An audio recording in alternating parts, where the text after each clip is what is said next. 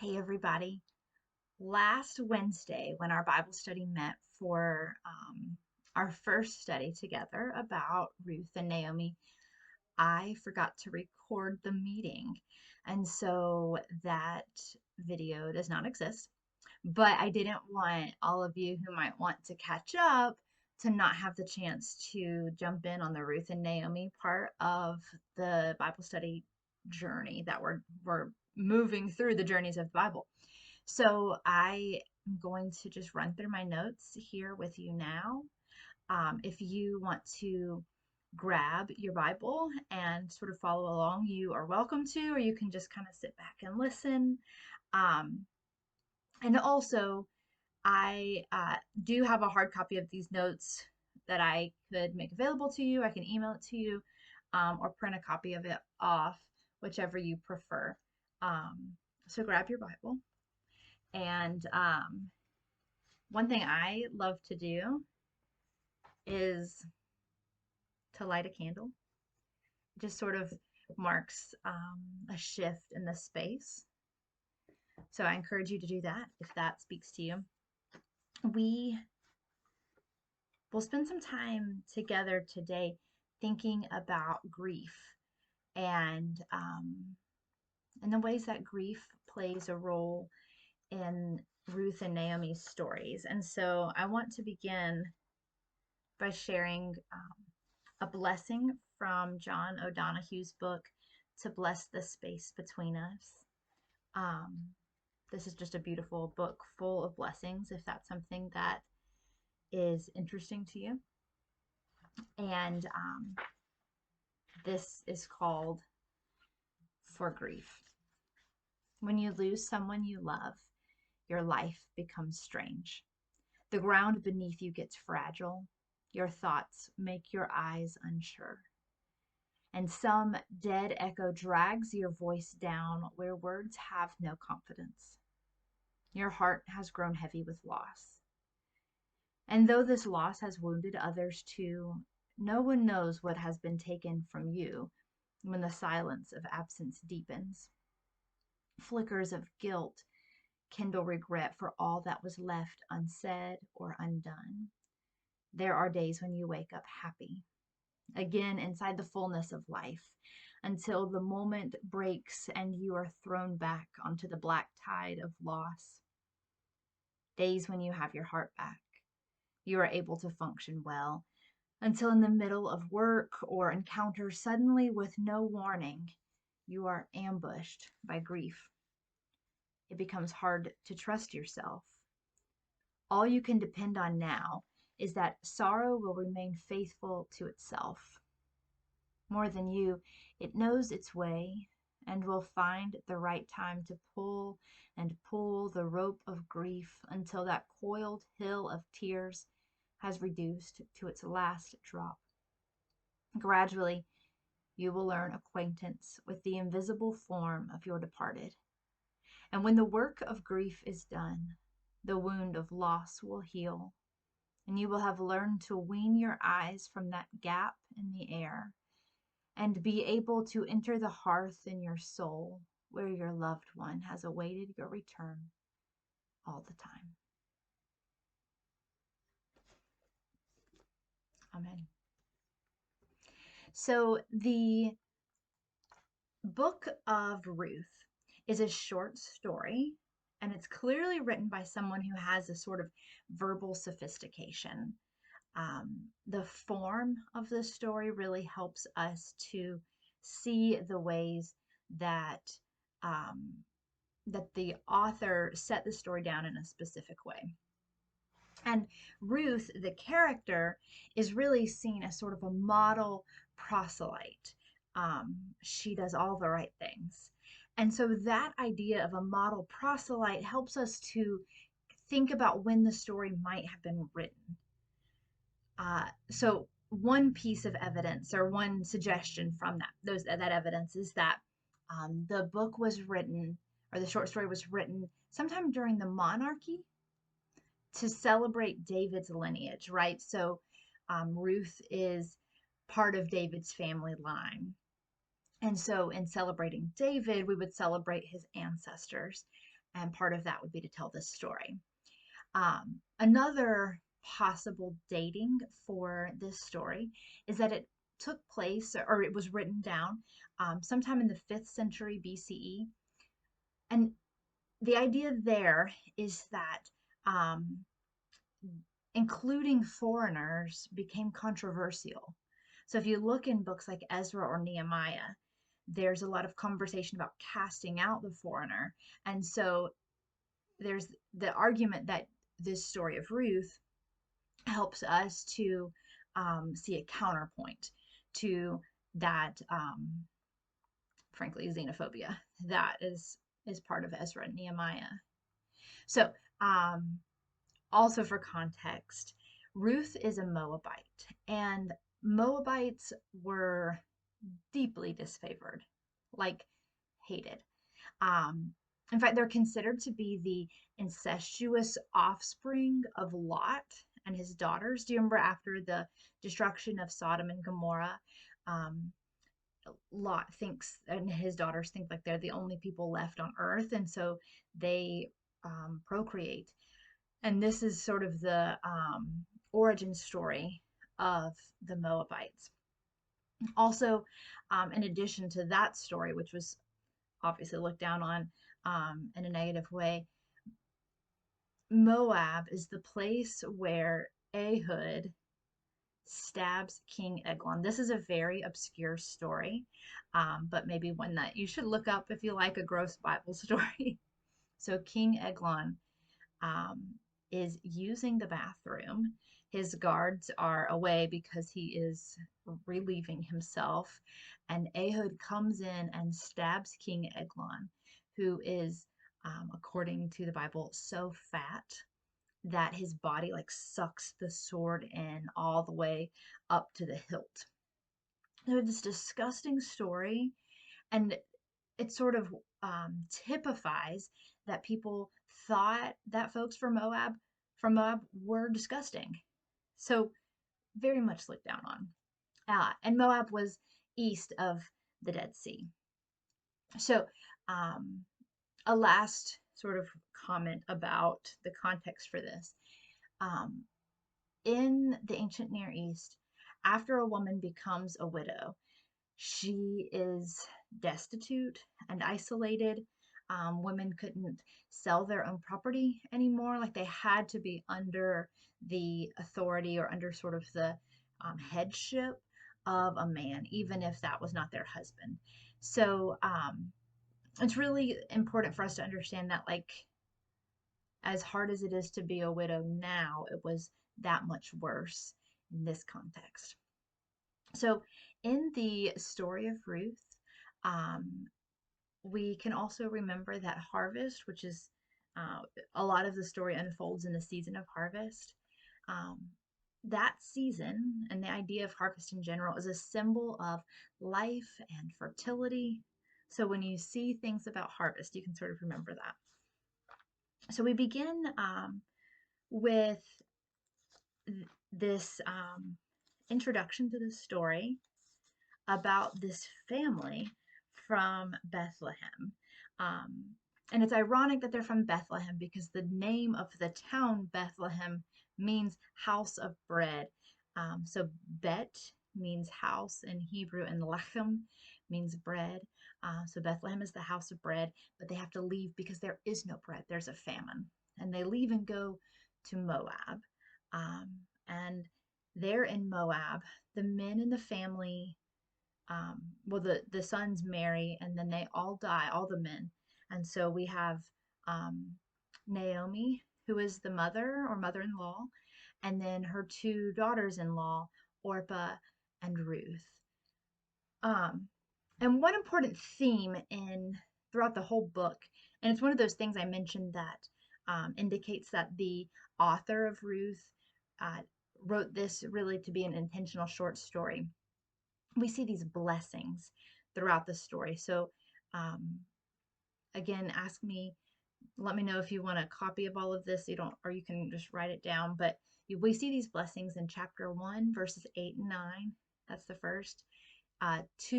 Chapter 2, verse 4. Chapter 2, verse 12. chapter 2, verses 19 and 20, chapter 3, verse 10, chapter 4, verses 11 and 12, and then finally, chapter 4, verses 14. So we have these 7 blessings that sort of punctuate the story, that keep the flow of the action. And so just look out for those as you're sort of reading through. So we have these widows in the story, and really the only hope they have is remarriage.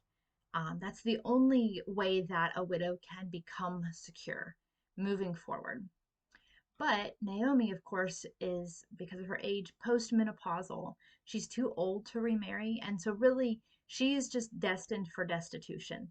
Um, Life is going to be hard for this woman because she does not have a protector. Um, so she decides to go home to Bethlehem because at least there she has a extended family who can help take care of her, and she does have claim to some land, and so there's some hope if she goes back home. So she has this interaction with her daughters-in-law, and you're probably familiar with the story, but Orpah stays in Moab. She's young enough to remarry. She's got a future in front of her. And Ruth could, but instead Ruth chooses to stay with Naomi. And so they make this journey back. And we see this framework sort of for the story that picks up in chapter 1 verse 19. There are these women who comment on Naomi's fate. And there's sort of a sense of like, oh, is that Naomi? This sense of like, wow, she really has come back in quite a state. Things are looking bad for her.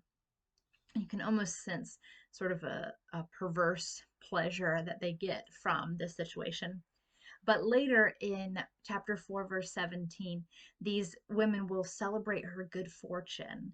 So Naomi returns to Bethlehem with empty arms and bitterness in her heart. But at the end of the story, her arms are refilled again with this time a grandson. In chapter 1, verse 22, um, we are reminded of Ruth's status as an outsider. So we read, so Naomi returned together with Ruth the Moabite, her daughter in law, who came back with her from the country of Moab. It's like the Moabite, yikes, from Moab.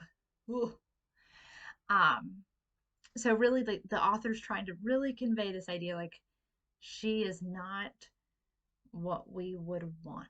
She's not uh, who you would prefer. And yet, uh, in chapter 2, in verse 11 in particular, we see this comparison that happens in the language between Ruth and Abraham. So verse 11 says, well, and just to back up a little bit, Ruth meets Boaz, who is this landowner who is wealthy, and offers her some protection as she gleans in his field. And verse 11 says, but Boaz answered her, all that you have done for your mother-in-law since the death of your husband has been fully told me, and how you left your father and mother in your native land and came to a people that you did not know before. And to a reader of the original language, this would sort of remind them of the way that Abraham left his mother and father. He left the place he was from and went on a journey with God.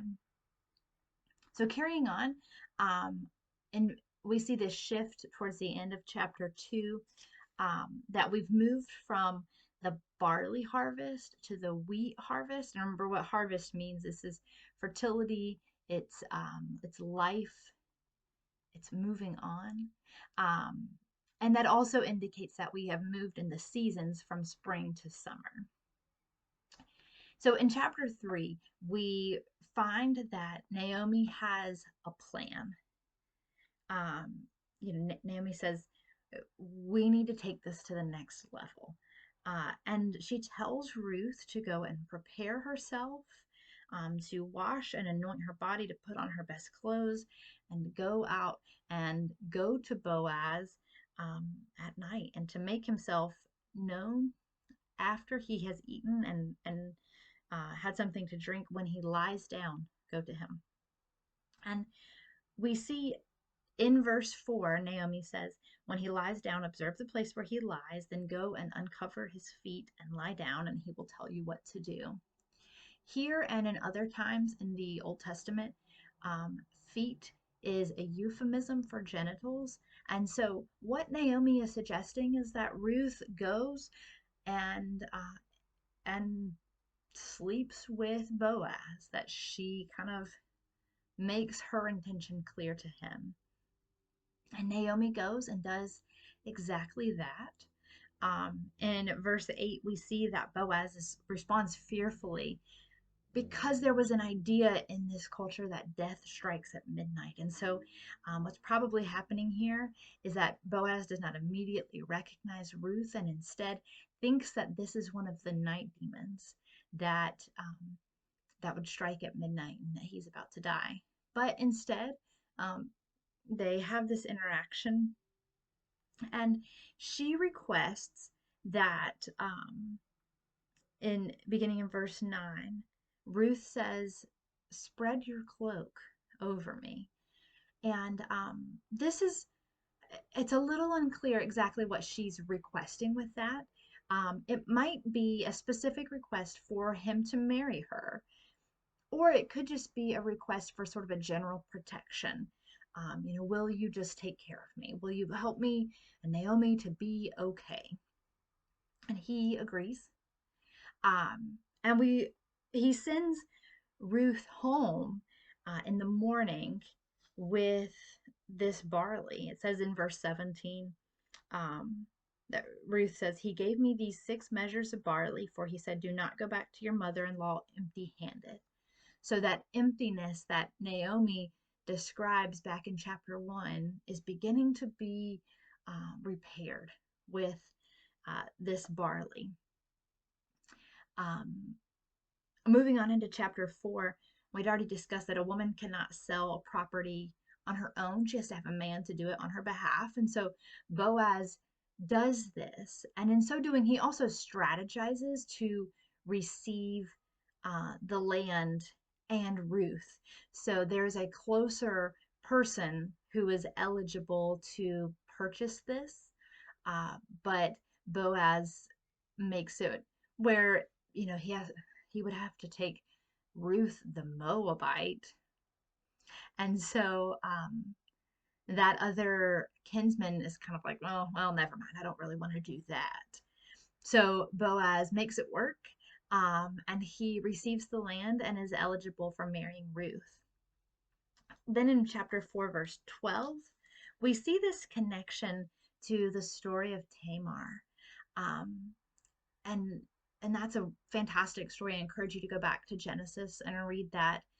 But Ruth, like Tamar before her, really has claimed her own destiny. She's taken matters into her own hands to secure her own future and the name of her Israelite husband's family. Like, she doesn't necessarily play by the rules that we would expect, but she gives herself a way out of the poverty, the destitution, the isolation that comes along with being a widow. And so we see this connection with Ruth and Tamar.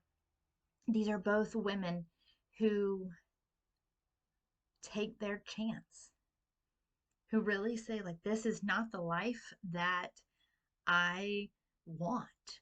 This is no life at all. And so I'm going to make something else happen. And in so doing, Ruth becomes the great grandmother of David, the future king of Israel. It's a wonderful story. I just went through it really quickly. I encourage you to go back and read it on your own. But I want to pause for just a minute and give you a chance to think about the application of this. So, as I was preparing to talk about this story, I was reminded of the 5 stages of grief. You may already be familiar with this, but this is research that comes from Elizabeth Kubler-Ross, who identified that grief moves in 5 stages, but it's not necessarily like a linear stage. You don't necessarily move straight through and then suddenly you're finished and you're fine. But those 5 stages are denial, anger, bargaining, depression, and acceptance. And if you've ever experienced grief, you know you might move through all 5 of those in a couple hours, or you might get really stuck in one of those places. So you can kind of move back and forth, but those are the 5 pieces. Um, a later researcher, a man named David Kessler, who is still doing a lot of this work around grief, he worked with Elizabeth Kubler-Ross, and he said, I think there's a 6th stage. And actually, it's sort of been officially added to the stages of grief. But that last stage is making meaning. And the idea is that, not that it ever makes it okay that this really hard thing happened, but there's something to learn here.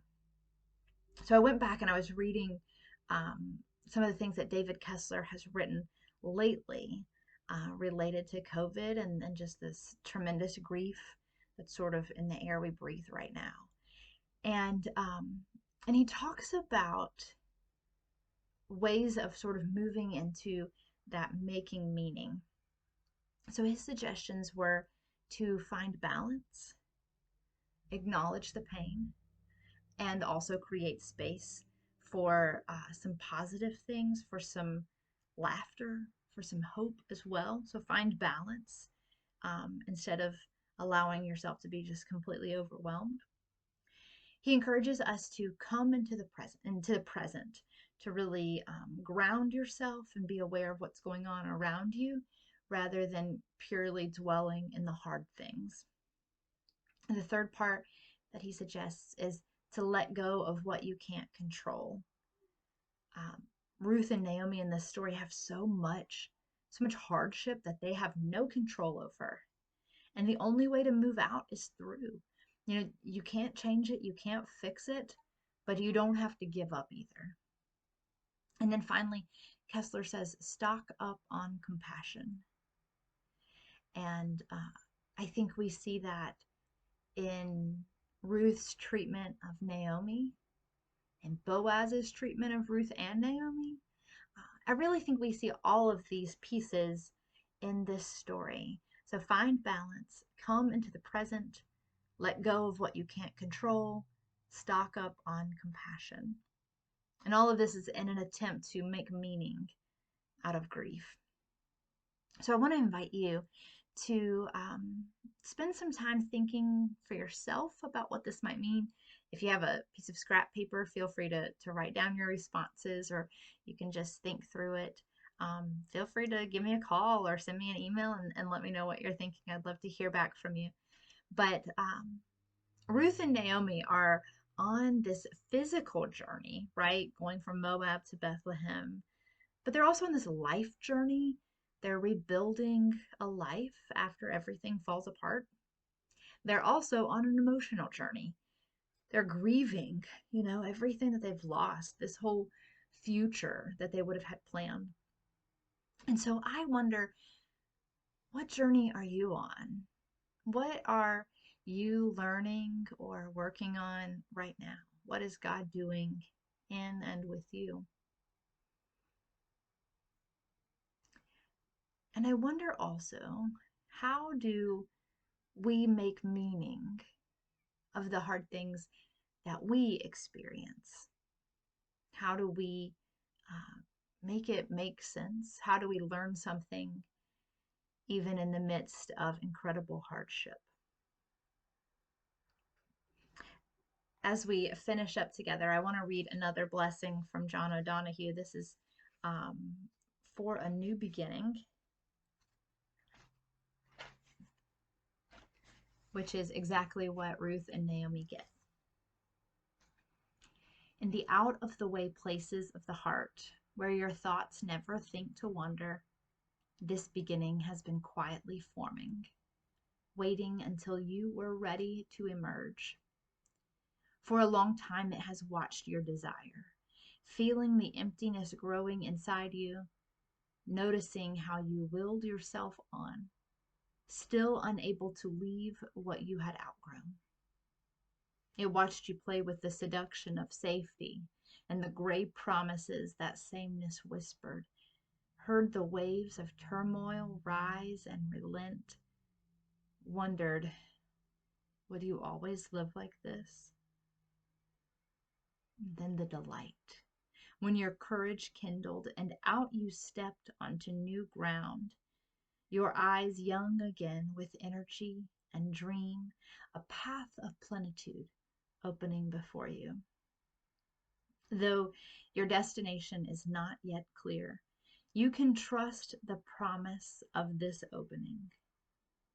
Unfurl yourself into the grace of beginning that is at one with your life's desire. Awaken your spirit to adventure. Hold nothing back. Learn to find ease in risk. Soon you will be home in a new rhythm, for your soul senses the world that awaits you. As you find yourself on a journey, as you find yourself in new beginnings, or not, wherever you find yourself, I hope that you are also finding God there. I want to invite you this week to do some homework. Write a blessing for your struggle. You don't have to share this with anybody, it's just for you. But what would a blessing for this part of your life look like? I told you that the story of Ruth is framed in blessing. How could you frame your journey, your story, in blessing as well?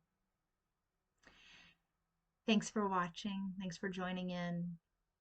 I hope that you will join us again, either live or watching our recorded videos. I'm going to do my best to remember to record this week. But you are always welcome at Pocket Presbyterian Church and also in our online connection points. Thanks so much. Take care. Bye.